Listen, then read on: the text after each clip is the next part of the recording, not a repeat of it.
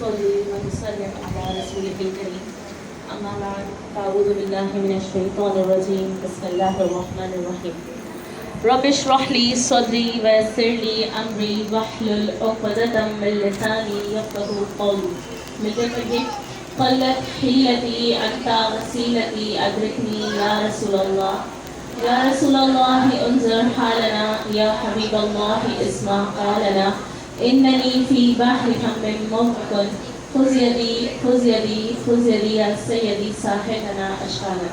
سب کو السلام علیکم ورحمۃ اللہ وبرکاتہ. اس پرنور ساعتوں میں، اس پر رونق محفل میں آپ سب کو انوار حبیب اکیڈمی کی جانب سے ایک بار پھر سے صبح بہارہ مبارک ہو اور خوش آمدید. اس پرنور اور پر رونق محفل کا آغاز تو ہم کر ہی چکے ہیں. اب باقاعدہ کریم آقا علیہ الصلوۃ والسلام کی بارگاہ میں ایک بار پھر سے محبت سے، عقیدت سے، خوشنودی سے اور اس یقین کامل کے ساتھ درود پاک پڑھتے ہیں کہ ہمارے اس درود پاک پڑھنے کے صدقے میں اللہ کریم میرے اور آپ کے تمام گناہوں کی مغفرت فرما دے گا. تو محبت سے پڑھیے صلو علی الحبیب صلی اللہ علیہ وآلہ وسلم. الحمدللہ انوار حبیب اکیڈمی میں 10 روزہ سیرت مصطفیٰ کنونشن کا سلسلہ جاری رہا، جس میں میں نے اور آپ نے مختلف موضوعات پر سیرت مطہرہ صلی اللہ علیہ وآلہ وسلم کے حوالے سے عنوانات سنے، سمجھنے کی بھی کوشش کی اور عمل کی نیت کو بھی اپنے ساتھ لے کر گئے. اب یہ پر رونق رات، پر رونق ساعتیں جو میرے اور آپ کے درمیان موجود ہیں، صبح بہارہ کی ساعتیں، وہ ساعتیں جس میں میرے کریم آقا علیہ الصلوۃ والسلام اس دنیا میں جلوہ افروز ہوئے، تو یہ ساعتیں یقیناً تمام سال کی ساعتوں سے کیا ہیں؟ افضل ہیں. یہ وہ ساعتیں ہیں کہ جس میں میں اور آپ جس قدر اپنے کریم آقا علیہ الصلوۃ والسلام کا ذکر کریں، محبت کے ساتھ، عقیدت کے ساتھ، میں اور آپ ان پر نور ساعتوں کا حق ادا ہی نہیں کر سکتے. کیونکہ آج میری اور آپ کی یہ تمام رونقیں، یہ تمام بہاریں، یہ سب کس کا صدقہ ہیں؟ اسی صبح بہارہ کا اور جشن ولادت مصطفیٰ صلی اللہ علیہ وآلہ وسلم کا صدقہ ہے. تو جہاں میں اور آپ پرجوش طریقے سے جشن ولادت مصطفیٰ کی ان ساعتوں کو منا رہے ہیں، تو وہاں یہ ساعتیں مجھ سے اور آپ سے یہ تقاضا بھی کرتی ہیں کہ میں اور آپ ایک بار محبت سے پھر سے میرے کریم آقا علیہ الصلوۃ والسلام کے حسن و جمال کا تذکرہ کریں، آپ کے شمائل کا تذکرہ کریں، آپ کے پیکر مبارکہ کا تذکرہ کریں. وہ شمائل جن کے بارے میں علماء کرام بیان فرماتے ہیں کہ جب کریم آقا علیہ الصلوۃ والسلام کے جمال اطہر کا ذکر ہوتا ہے تو نہ صرف بیان کرنے والا بلکہ سننے والے کو بھی آقا علیہ الصلوۃ والسلام کی محبت ملتی ہے، آپ سے عقیدت میسر آتی ہے. اور آپ کے جمال اطہر کے بیان سے، سننے سے کیا ہوتا ہے کہ اس جمال اطہر کے یا آپ کے شمائل مصطفیٰ صلی اللہ علیہ وآلہ وسلم کے ذکر سے دیدار بیدار کی برکتیں بھی کیا ہیں؟ نصیب ہو جاتی ہیں. تو میں اور آپ بھی یہی چاہتے ہیں کہ ہم کیا کریں؟ کریم آقا علیہ الصلوۃ والسلام کے شمائل کا ذکر کریں، اپنی سوتی ہوئی قسمتوں کو جگائیں کہ میں اور آپ نیند سے بیدار ہوں تو میری اور آپ کی سوئی ہوئی قسمتیں جاگ اٹھیں. آگے چلتے ہیں. جب میں اور آپ کریم آقا علیہ الصلوۃ والسلام کے شمائل کا ذکر کر رہے ہیں تو یہ وہ ذکر ہے جس کا حق کوئی بھی ادا کر ہی نہیں سکتا. میں اور آپ تو 14.5 صدیوں کے فاصلے پر ہے نا کہ آقا علیہ الصلوۃ والسلام جب اس ظاہری دنیا میں تشریف آوری ہوئی آپ کی تو اسے 14.5 صدیاں گزر چکی، لیکن اس زمانے میں بھی جو لوگ موجود تھے وہ بھی اس بات کا اظہار کرتے ہیں کہ ان سے بھی کریم آقا علیہ الصلوۃ والسلام کے شمائل کو ذکر کرنے کا جو حق ہے وہ حق ادا نہیں ہو پایا. تو صحابہ کرام علیہم رضوان کا کیا معمول تھا کہ وہ ایک دوسرے سے کریم آقا علیہ الصلوۃ والسلام کا حلیہ مبارک پوچھا کرتے تھے. ایک دوسرے سے پوچھتے کہ بیان کرو میرے آقا صلی اللہ علیہ وآلہ وسلم کا حلیہ کیسا تھا. تو پھر جواباً ایک دوسرے سے کہتے کیا تم نے نہ دیکھا تھا کریم آقا علیہ الصلوۃ والسلام کو؟ تو کہتے ہاں دیکھا تھا لیکن دیکھ کر بھی نہ دیکھا تھا. کہ دیکھ کر بھی نہ دیکھا تھا کہ جی بھر دیکھنے کی، آپ کے رخ انور پر اپنی نظروں کو ٹھہرانے کی تاب ہی نہیں لا سکتے تھے۔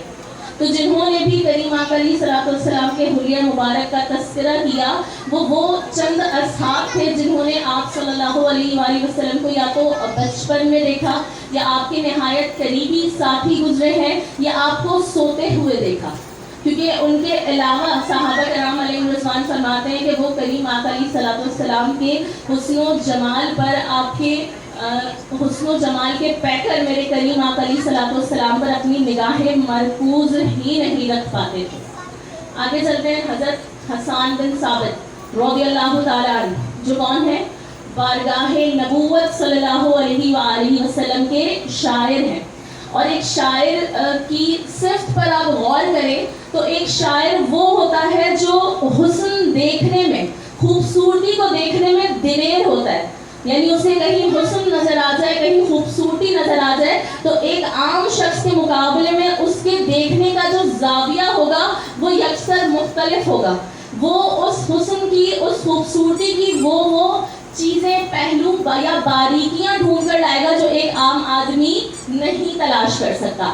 تو حضرت حسان بن ثابت شاعری کے ذریعے کریم آقا علیہ الصلوۃ والسلام کا حسن مبارک بیان فرمایا کرتے تھے، اور فرماتے ہیں صحابہ کرام سے کہ میں جو کریم آقا علیہ الصلوۃ والسلام کے شمائل کا تم لوگوں کے سامنے تذکرہ کرتا ہوں نا، تو وہ ایسے کرتا ہوں کہ میں نے کریم آقا علیہ الصلوۃ والسلام کو دیکھنے کا نا ایک طریقہ ڈھونڈ لیا ہے، یعنی نظریں تو ان کی بھی نہیں ٹھہرتی تھی، ایک طریقہ ڈھونڈ لیا ہے۔ وہ طریقہ کیا ڈھونڈ لیا ہے؟ وہ فرماتے ہیں کہ میں کیا کرتا ہوں، جب کریم آقا علیہ الصلوۃ والسلام کو دیکھنا ہوتا ہے نا تو کیا کرتا ہوں، اپنی انگلیوں کو اپنی آنکھوں پر رکھ لیتا ہوں، اور پھر انگلیوں کی اوٹ سے کریم آقا علیہ الصلوۃ والسلام کا جلوے دیکھتا ہوں کہ کہیں آپ کے جلووں کی تاب کیا ہے میری بینائی ہی نہ لیتی چلی جائے۔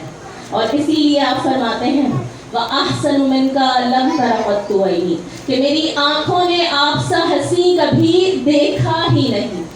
اور یہ وہ حسن تھا جو حسن میرے مصطفیٰ کریم صلی اللہ علیہ وآلہ وسلم کا ابھی ظاہر ہی نہیں ہوا تھا۔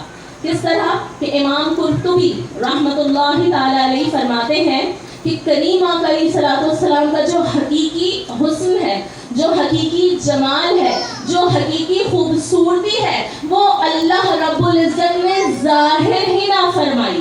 آپ کا جو حقیقی حسن و جمال و خوبصورتی ہے وہ بشریت کے 70 پردوں کے پیچھے پوشیدہ ہے، اور ان 70 پردوں کی اوٹ سے بھی جو حسن ظاہر ہوتا تھا اس کی بھی لوگ تاب نہیں لا سکتے تھے۔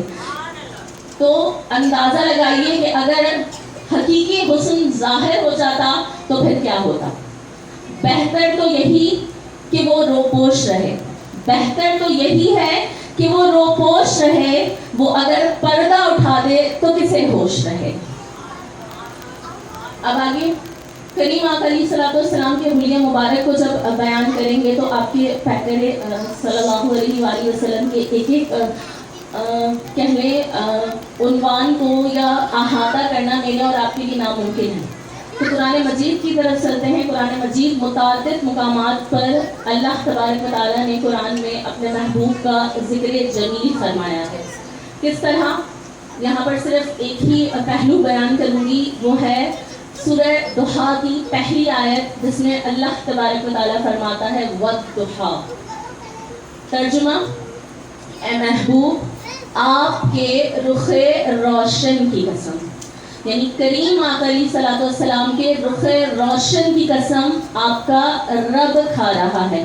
یہ وہ رخ روشن ہے جس کے بارے میں حضرت جابر بن سمرہ رضی اللہ تعالیٰ عنہ روایت کرتے ہیں کہ ایک چاند 14ویں رات میں، جب چاند جو ہے وہ 14ویں کا تھا، پوری آب و تاب سے چمک رہا تھا، اور میرے کریم آقا علیہ الصلوۃ والسلام سرخ چادر پر ٹیک لگائے ہوئے استراحت فرما رہے تھے۔ آپ فرماتے ہیں میں ایک نظر چاند کی طرف دیکھتا اور ایک نظر اپنے کریم آقا علیہ الصلوۃ والسلام کی طرف دیکھتا۔ میرے لیے یہ فیصلہ کرنا ناممکن ہو گیا تھا، دشوار ہو گیا تھا، مشکل ہو گیا تھا کہ آسمان کا چاند خوبصورت ہے یا مدینے کا چاند خوبصورت खूबसूरत है।